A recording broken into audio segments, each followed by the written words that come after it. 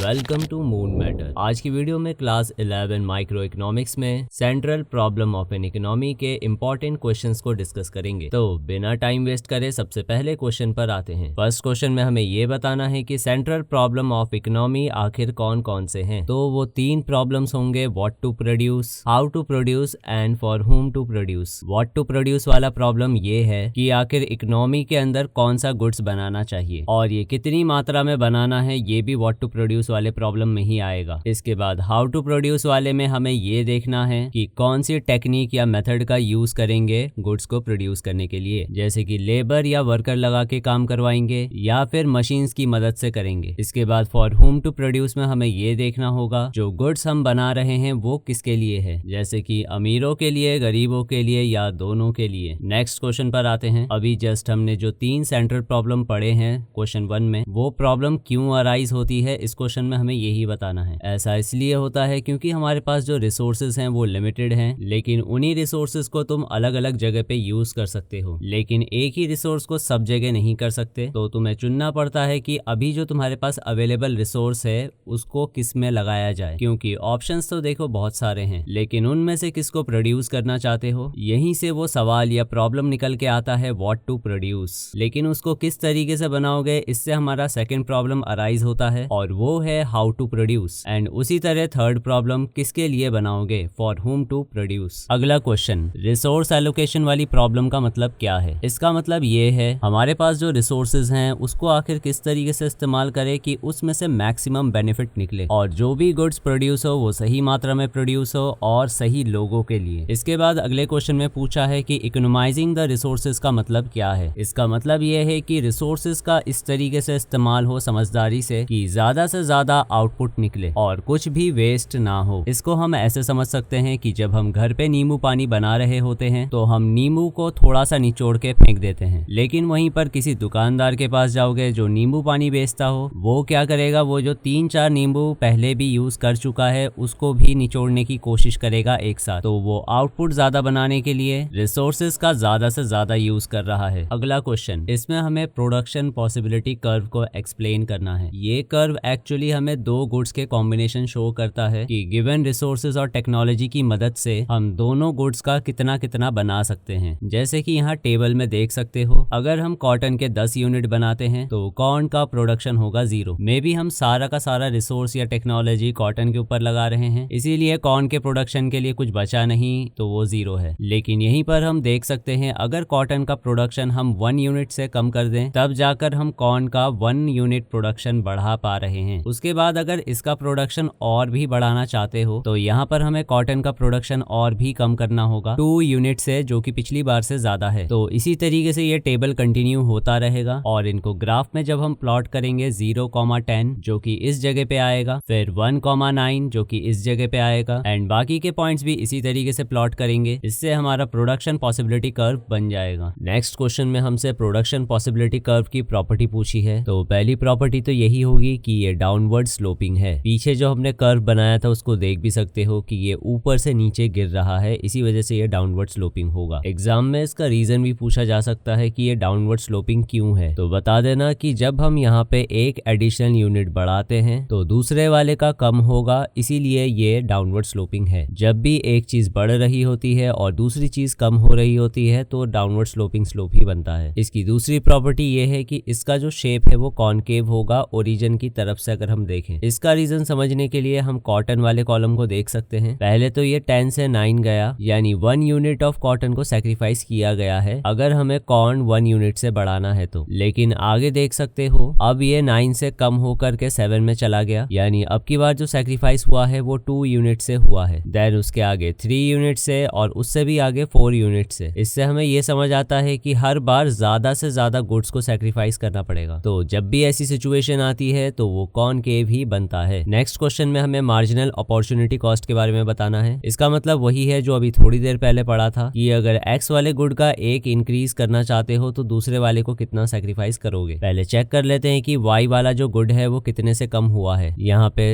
100 से 90 पे गया है, यानी 10 से कम हुआ है। लेकिन यहाँ पर गुड एक्स जो है वो 1 से बड़ा है क्योंकि 0 से 1 तक गया है। तो इसका 10 और उसका 1 आपस में डिवाइड करेंगे तो हमारा MRT यानी marginal rate of transformation transformation आ जाएगा। अब इसको मार्जिनल अपॉर्चुनिटी कॉस्ट कह लो या मार्जिनल रेट ऑफ ट्रांसफॉर्मेशन, एक ही बात है। फिर उसके बाद आगे देख सकते हो 90 से ये 70 तक गया है गुड y वाला, यानी ये 20 यूनिट से कम हुआ है, but at the same time x वाला गुड 1 यूनिट से बड़ा है। अगेन 20 को 1 से डिवाइड करेंगे तो 20 ही आएगा और यही हमारा MRT होगा। इसी तरीके से आगे के दो भी निकाल लेना। इसी को मार्जिनल अपॉर्चुनिटी कॉस्ट कहा जाता है, यहाँ डेफिनेशन में लिख देना। Next question, diamond water paradox किसको कहा जाता है? इसके बारे में एडम स्मिथ ने एक्सप्लेन किया था। इसमें असल में होता ये है कि पानी जैसी चीज जो कि बहुत यूजफुल है वो हमें बहुत ही ज्यादा सस्ते दामों में मिल जाती है, क्योंकि इकोनॉमी के अंदर इसकी कोई कमी नहीं है। On the other hand diamond जैसी चीज जो हमारे इतने काम की भी नहीं है वो कुछ ज्यादा ही महंगा है एंड लोग इसके लिए पैसा देने के लिए भी तैयार हैं, क्योंकि इस चीज की कमी है आसपास। नेक्स्ट क्वेश्चन, इसमें हमें इस वाले स्टेटमेंट पे कमेंट करना है कि जिन गुड्स की कमी होती है उनका प्राइस कुछ ज्यादा ही होता है। तो बोल देना हाँ ये सही बात है, जिन गुड्स की कमी है उनका प्राइस ज्यादा होता है मार्केट के अंदर, लेकिन ऐसे गुड्स जो कि बहुत ही आसानी से अवेलेबल हैं जैसे कि हवा, वो बिल्कुल फ्री में अवेलेबल है और वो यूजफुल भी है। इस वाले आंसर का कंटेंट थोड़ा बहुत डायमंड वाटर पैराडॉक्स की तरह लिखना है। अगला क्वेश्चन, इकोनॉमी जो है वो हमेशा पीपीसी के ऊपर प्रोड्यूस करेगी लेकिन उसके अंदर नहीं। क्या ये स्टेटमेंट सही है या गलत? तो हम मना कर देंगे कि ऐसा नहीं है। पीपीसी के ऊपर तो प्रोडक्शन हो ही सकता है लेकिन अंदर भी हो सकता है, और इस कर्व के अंदर प्रोडक्शन तब होता है जब प्रोडक्शन कम हो। एंड प्रोडक्शन कम कब होता है? जब हम रिसोर्सेज को अच्छे से यूटिलाइज नहीं करते, जैसे कि अनएम्प्लॉयमेंट वाली सिचुएशन। जब लोग बेरोजगार रहेंगे तो इसका मतलब ये है कि हमने उनका पूरी तरीके से इस्तेमाल नहीं किया। सो प्रोडक्शन कम होने की वजह से प्रोडक्शन पीपीसी के इनसाइड होगा। अगला क्वेश्चन, इमेजिन करो अर्थक्वेक की वजह से लोग मारे गए और फैक्ट्रीज डिस्ट्रॉय हो गई, तो इससे पीपीसी पे क्या फर्क पड़ेगा? तो हम बोलेंगे कि पीपीसी यहाँ पे पीछे चला जाएगा, यानी हमें लेफ्टवर्ड शिफ्ट देखने को मिलेगा, क्योंकि लोग मर गए और फैक्ट्रीज भी डिस्ट्रॉय हो गई तो इससे तो प्रोडक्शन कम ही होगा ना। तो पीपीसी को यहाँ लेफ्टवर्ड शिफ्ट होता हुआ दिखा देना। अगला क्वेश्चन, इसमें भी हमें बताना है कि पीपीसी पे क्या फर्क पड़ेगा। ये जो प्राइम मिनिस्टर ने मेक इन इंडिया चालू किया था, मेक इन इंडिया की वजह से फॉरेन इन्वेस्टमेंट ज्यादा होगा, यानी हमारे पास टेक्नोलॉजी और पैसा ज्यादा आएगा। तो रिसोर्सेज के बढ़ने की वजह से हम अपना प्रोडक्शन भी बढ़ा देंगे। जब प्रोडक्शन बढ़ेगा तो पीपीसी बाहर की तरफ आ जाएगा। इन अदर वर्ड्स हमें इसमें राइटवर्ड शिफ्ट देखने को मिल सकता है। नेक्स्ट क्वेश्चन, इस वाले में भी हमें पीपीसी के ऊपर क्या इम्पैक्ट आएगा ये बताना है। अगर बहुत ज्यादा मात्रा में फॉरेन कैपिटल का आउटफ्लो हमें देखने को मिलता है तो देखो जब आउटफ्लो होगा तो यानी पैसा हमारे पास से जा रहा है। अगर पैसा हमारे पास से गया तो फाइनेंशियल रिसोर्सेज हमारे पास कम हो जाएंगे, जिसकी वजह से हम प्रोडक्शन कम कर पाएंगे। इसी वजह से पीपीसी थोड़ा पीछे को चला जाएगा, यानी इसमें हमें लेफ्टवर्ड शिफ्ट देखने को मिलेगा। तो यही आज का लास्ट क्वेश्चन था। अभी जो हमने 3 क्वेश्चन किए आखिरी वाले, इस टाइप के क्वेश्चन किसी भी तरह घुमा के आ सकता है, तो हमें इसमें अपना कॉमन सेंस लगाना होगा कि लेफ्टवर्ड शिफ्ट होगा या राइटवर्ड शिफ्ट होगा पीपीसी में। इनको अच्छे से प्रिपेयर कर लेना। मिलते हैं नेक्स्ट वीडियो में, तब तक के लिए लेवल अप योर लर्निंग।